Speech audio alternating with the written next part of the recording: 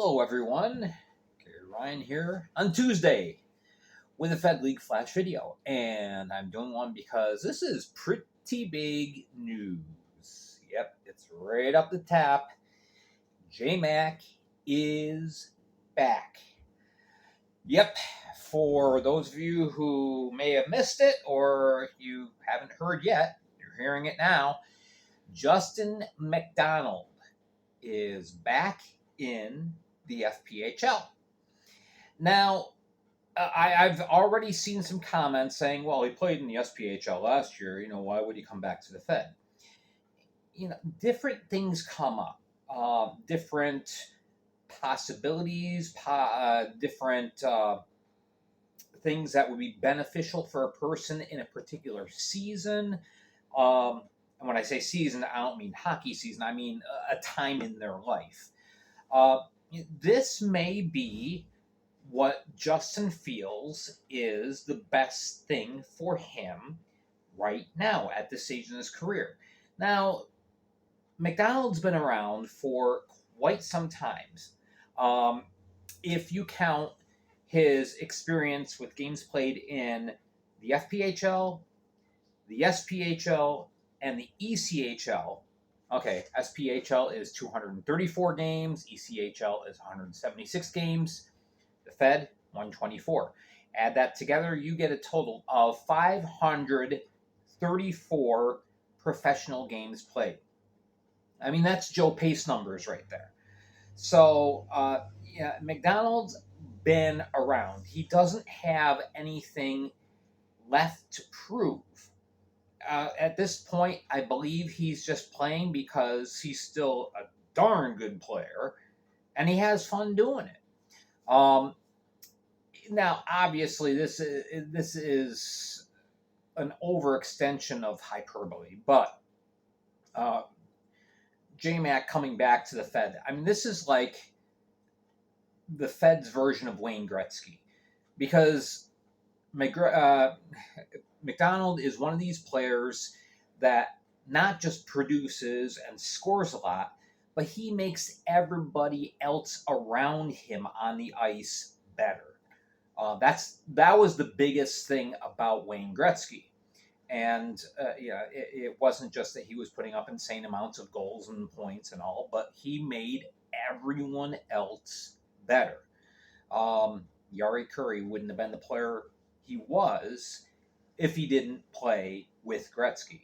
Now, Kurri was a very good player too, in his own right. But the numbers prove out that his best seasons were when he was with Gretzky. And now, whoever gets on a line with J-Mac, it's going to be the same for them.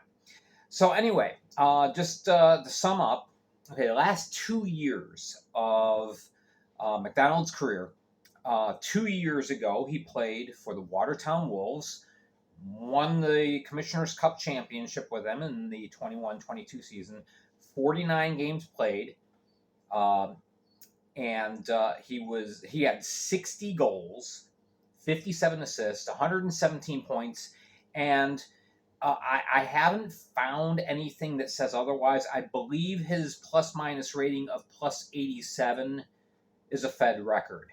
I have been kind of trying to do some digging, looking to see if anybody's had a better plus-minus rating. I've seen some plus 70-sums, a couple of plus 80s, but I think plus 87 is the best. All right, so he's goes out on top as far as his Fed career. Everybody thought that last year was probably going to be his last year. So he goes to the SPHL, joins Coach Clark and several other Wolves players in Knoxville with the Ice Bears, played last year. And he promptly leads the SPHL in scoring. Now, the numbers weren't as amazing as they were the year before, but remember, the level of talent and compete on the SP is just a tiny bit higher than the Fed. So, in 46 games played, MacDonald had 34 goals, 45 assists, and 79 points. So, if you look at MacDonald's Fed career, which is 3 seasons, 124 games played, 121 goals. Yeah, that's a plus. That's a .98 goals per game.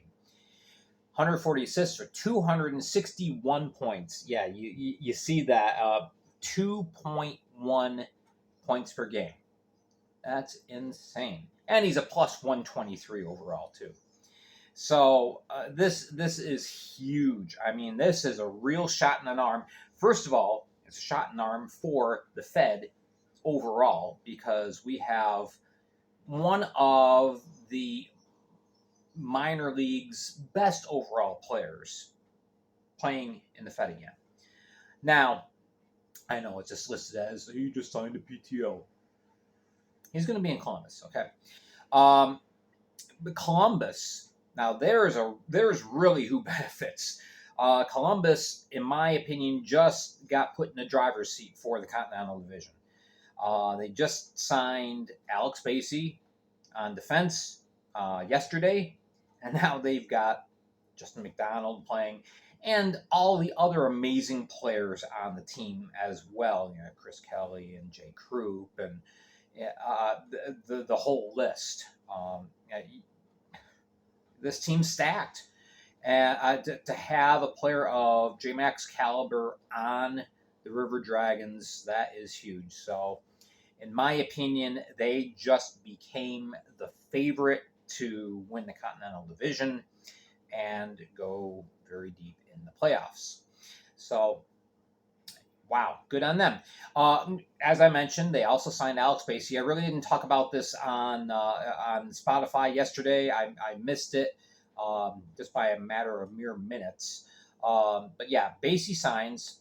Now, 3 years that he spent with just Delaware. I'm just looking at his Delaware Thunder numbers. 83 games played, 4 goals, 27 assists, 489 penalty minutes. Yeah, Basie's main focus is a strong, physical, beefy presence. So players like J Mac are protected. But nonetheless, oh yeah, I took notice of the fact that Alex Basie also played 2 games with the ill-fated Vermilion County Bobcats. Poor soul. I guess 2 games was enough for him. But I mean, Basie's been around. He's played in the SP as well. So 2 very high caliber players that are now on the River Dragons. So that is the big story of the day. The other story, kind of mashed in the middle here, trade between the Blue Ridge Bobcats and the Baton Rouge Zydeco. So the 2 new teams make a swap. But first, wanted to mention that, yes, Fabian Granqvist has signed with the Blue Ridge Bobcats forward. Played 4 years at Indiana Tech over the course of 103 games played. Got 20 goals and 64 points. So, hopefully that'll translate into some scoring for the Bobcats. Meanwhile, Baton Rouge, down the bottom, they signed forward Mark, I don't want to butcher the pronunciation, it's Kurlianchik. Yeah, Curly. So he played 3 games with the Delaware Thunder last year. No stats other than zeros, but anyway, he has played the last 2 years before that in the NA3, and there averaged 1.6 points per game with the Louisiana Drillers, and there is the tie-in. Kind of somebody that the locals are familiar with. He played with the Louisiana Drillers, Lafayette, and now he's playing for Baton Rouge. So, in the meantime, the 2 teams got together and decided to make a switch. So Barry Soskin called up Barry Soskin and said, hey, let's make a deal. So the deal is going to the Zydeco is forward Brad Arnott and forward Asir Alexandrovich. Now, Arnott, he played last year with the Bradford Bulls of the GMHL, had 38 points in 40 games. Good steady player, point per game. That's good. Alexandrovich, he's the mystery guy. No stats on him. I've gone to 3 different hockey databases and have found zip on this dude. So this guy is a real mystery man. Anyway, those 2 go to the Zydeco. The Zydeco send to Blue Ridge forward Danila Malushkin, who played last year with the Delaware Thunder. Was one of the pickups during the expansion draft. Malushkin, great playmaker, good center. 38 games played, 18 goals, 25 assists, and 43 points, plus 70 penalty minutes. He can play the pest if he needs to. So, that'll be a very interesting pickup for the Bobcats. So there you go. So we had a lot of former Delaware Thunder listed on today's program, today's little show. But again, the big news is Justin MacDonald returning to the Fed. It's officially listed as he just signed a PTO with Columbus. I have no reason to doubt that he would play this year for the River Dragons. Who knows? At this point, he's been around so long, 534 pro games played. Maybe he's thinking about his future hockey career post-playing. Maybe he can work in the front office with the River Dragons or have some other role with Ignite Sports on the River Dragons. Who knows? Only MacDonald really knows at this point why he made the decision he did, but he's back. So it'll be really nice to be able to see one of the Fed's best players in its short 14-year history back in the league. All right, that is it for today. Now, tomorrow I am probably going to have a long day of work, so I'll try to keep up on things and post things on Facebook, but I can't promise anything because... So if tomorrow slips through the cracks, we'll touch base on Thursday on Spotify. Go to Fed League Flash. Spotify is free to use. It's free to download. So download the app, because not only is it for music, but there's a lot of great podcasts on Spotify. So check it out and go there. Find me, Fed League Flash. Follow me there. And every Thursday, we'll put something up. Now, when the season gets underway in October, I'm going to be doing all my transaction reports and all that kind of stuff on Spotify Monday through Thursday.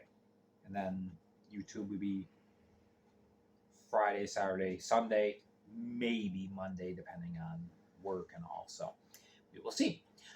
All right, thank you so much for watching. Make sure to hit like and subscribe down below. Comment on what you think about J-Mac coming back. Let me know what you think about the trade between the Bobcats and the Zydeco.